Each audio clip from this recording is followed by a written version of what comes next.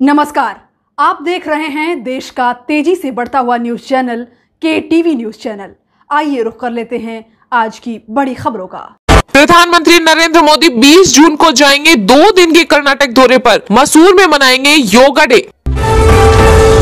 रक्षा मंत्रालय ने 76,390 करोड़ के सैन्य उपकरणों की खरीद को दी मंजूरी। मेक इन इंडिया और आत्मनिर्भर भारत को मिलेगा बढ़ावा। केंद्रीय मंत्री मनसुख मंडाविया ने किया बड़ा दावा, कहा देश में यूरिया का पर्याप्त स्टॉक, दिसंबर तक नहीं आयात की जरूरत।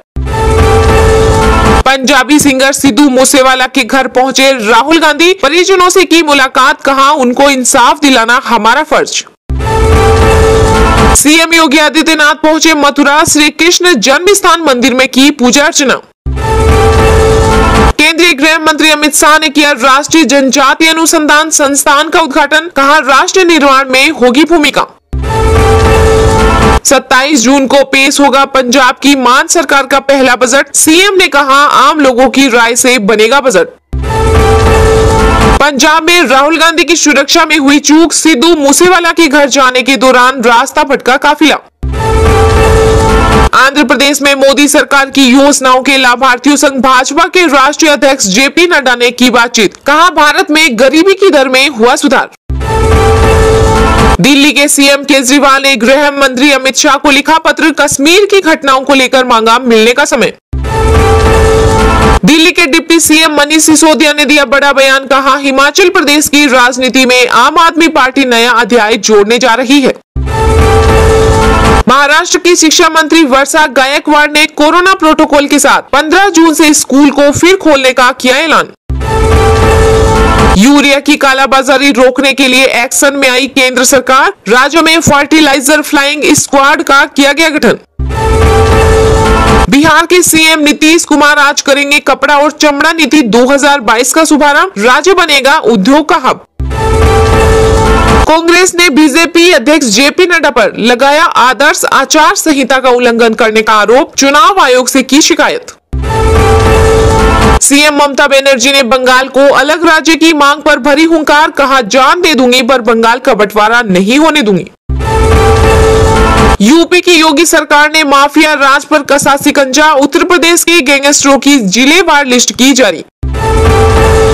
मुंबई पुलिस के संयुक्त आयुक्त विश्वास नागरे पाटिल ने महाराष्ट्र के गृह मंत्री दिलीप वालसे पाटिल से की मुलाकात, सलमान खान को मिली धमकी भरे पत्र पर हुई चर्चा।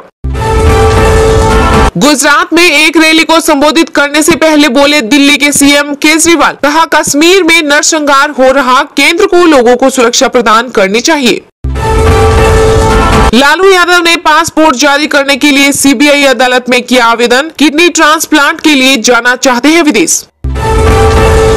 अब बंगाल में फैलेगा अडानी ग्रुप का कारोबार, ममता बनर्जी की सरकार ने दी 51.75 एकड़ की जमीन। अब पैरासीटामोल समेत 16 दवाइयों के लिए नहीं होगी डॉक्टर की पर्ची की जरूरत, केंद्र सरकार जल्द ले सकती है फैसला।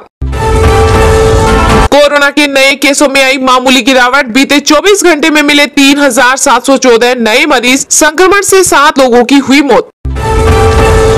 AIMIM के अध्यक्ष असदुद्दीन ओवैसी ने दिया बड़ा बयान, कहा राज्यसभा चुनाव में समर्थन चाहिए तो हमसे संपर्क करें महाविकास अघाड़ी के नेता। अब हेल्थ केयर सेक्टर में उतरेगा Adani group, metropolis health care में हिस्सेदारी खरीदने की कर रही तैयारी। मुंबई पुलिस ने नुपुर शर्मा को भेजा समन, VHP ने कहा पैगंबर पर बयान सही या गलत ये कोर्ट तय करेगा। HDFC बैंक के ग्राहकों को लगा बड़ा झटका, बैंक ने लोन की दरों में की भारी बढ़ोतरी, होम लोन कार लोन की बढ़ जाएंगी EMI। यूपी के राज्य मंत्री नरेंद्र कश्यप हुए कोरोना पॉजिटिव, लखनऊ में हुए क्वारंटाइन। पाकिस्तान के PTI सांसद ने शहबाज शरीफ सरकार को दी धमकी, कहा इमरान खान को नुकसान पहुंचा तो करेंगे आत्मघाती हमला। पैगंबर मोहम्मद पर कथित टिप्पणी करने के बाद नुपुर शर्मा को मिली जान से मारने की धमकी, दिल्ली पुलिस ने दी सुरक्षा। किसानों को अपनी भाषा में SMS के जरिए मुफ्त में मिलेगी मौसम पूर्वानुमान की जानकारी, IMD ने कर ली है पूरी तैयारी। पंजाब से IGI एयरपोर्ट तक बनेगा कॉरिडोर, बिना जाम झंझट के फ्लाइट पकड़ सकेंगे यात्री। शेयर बाजार में गिरावट का दौर जारी। कारोबारी सप्ताह में सेंसेक्स 559 अंक गिरा, निफ्टी 161 अंक नीचे। रक्षा मंत्रालय ने 76,390 करोड़ की सैन्य उपकरणों की खरीद को दी मंजूरी। मेक इन इंडिया और आत्मनिर्भर भारत को मिलेगा बढ़ावा। भारतीय रक्षा उद्योग को बढ़ावा देने और विदेशी खर्च को काफी कम करने के लिए रक्षा अधिग्रहण परिषद ने भारतीय नौसेना के लिए 8 नेक्स्ट जनरेशन के कॉरवेट, पहिएदार, बख्तरबंद लड़ाकू वाहनों और सैन्य उपकरणों की खरीद के प्रस्ताव को मंजूरी दे दी है। भारतीय सेना के लिए पुल बिछाने वाले टैंक और भारतीय वायुसेना के Su-30 MKI लड़ाकू विमान के लिए एरो इंजन के निर्माण को भी मंजूरी मिल गई है। रक्षा मंत्रालय के अधिकारियों ने कहा कि रक्षा मंत्री राजनाथ सिंह की अध्यक्षता में DAC की बैठक हुई। DAC द्वारा बाई इंडियन और by make in India category के तहत सशस्त्र बलों के 76,390 करोड़ रुपए के पूंजी अधिग्रहण प्रस्ताव को स्वीकृति दी गई। रक्षा मंत्रालय के अधिकारियों ने कहा कि भारतीय नौसेना के लिए DAC ने 36,000 करोड़ रुपए की अनुमानित लागत पर अगली पीढ़ी के कॉरवेट को खरीद के लिए स्वीकृति प्रदान की है। NGC का निर्माण भारतीय नौसेना के नए इन हाउस डिजाइन के आधार पर जहाज निर्माण की नवीनतम तकनीक का उपयोग करके किया जाएगा। DAC ने हिंदुस्तान एरोनॉटिक्स लिमिटेड द्वारा डोर्नियर एयरक्राफ्ट और Su-30 MKI एरो इंजन के निर्माण के लिए AON को विशेष रूप से एरो इंजन सामग्री में स्वदेशीकरण बढ़ाने पर ध्यान केंद्रित किया। HDFC बैंक के ग्राहकों को लगा बड़ा झटका। बैंक ने लोन की दरों में की भारी बढ़ोतरी।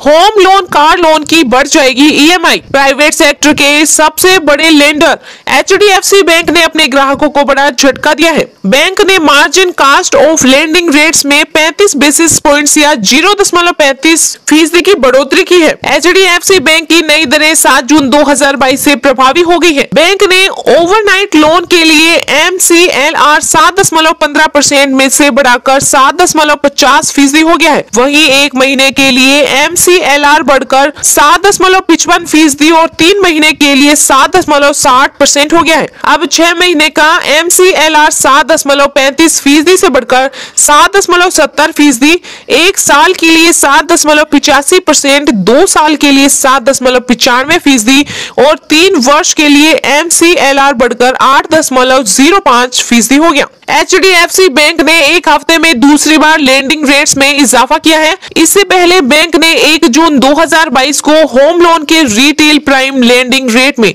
5 बेसिस पॉइंट की बढ़ोतरी की थी। MCLR बढ़ाने का असर हर तरह के लोन पर दिखता है। MCLR बढ़ाने से होम, ऑटो और सभी अन्य तरह के रिटेल लोन महंगे हो जाते हैं। MCLR किसी भी बैंक का रेफरेंस रेट होता है जिससे होम लोन की न्यूनतम दर निर्धारित होती है।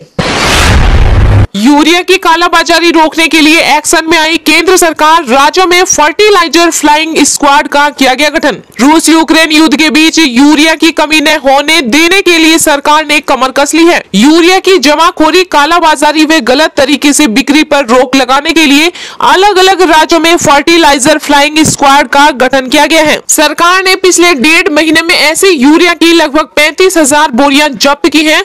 अधिकारियों ने कहा कि ऐसे मामलों में 6 लोगों को गिरफ्तार किया गया जबकि 7 FIR दर्ज की गई है। उन्होंने कहा कि टीम ने कई ऐसे मामले उजागर किए जहां सब्सिडी पर मिलने वाला यूरिया किसानों की जगह उद्योगों को भेज दिया गया है। यूरिया की एक बोरी करीब 45 किलोग्राम की होती है। इसकी बाजार में कीमत 3,000 रुपए के आसपास होती है। हालांकि सरकार किसानों को यह सब्सिडी पर उपलब्ध कराती है और उन्हें 266 रुपए में एक बोरी मिलती है। इसी कम कीमत का लाभ लेने के लिए उद्योग सांठगांठ से खेती वाले यूरिया की खेप अपनी ओर ट्रांसफर करवा लेते हैं।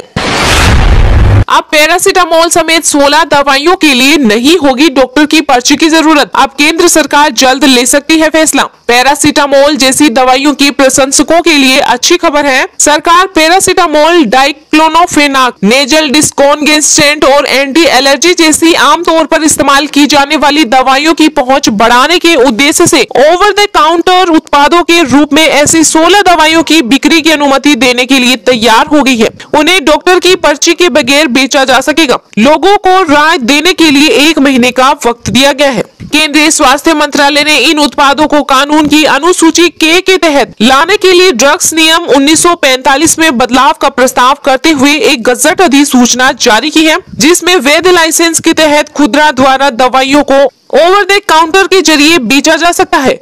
इन दवाइयों में एंटीसेप्टिक और डिसइंफेक्टेंट एजेंट, मसूड़े की सूजन के इलाज के लिए इस्तेमाल की जाने वाली क्लोरोहेक्सिडाइन, माउथ वॉश, खांसी के लिए dextromethorphan, hydrobromide, lozenges, antibacterial acne formulation, anti fungal cream, nasal decongestant, एक एनाल्जेसिक क्रीम फॉर्मुलेशन और एंटी एलर्जी कैप्सूल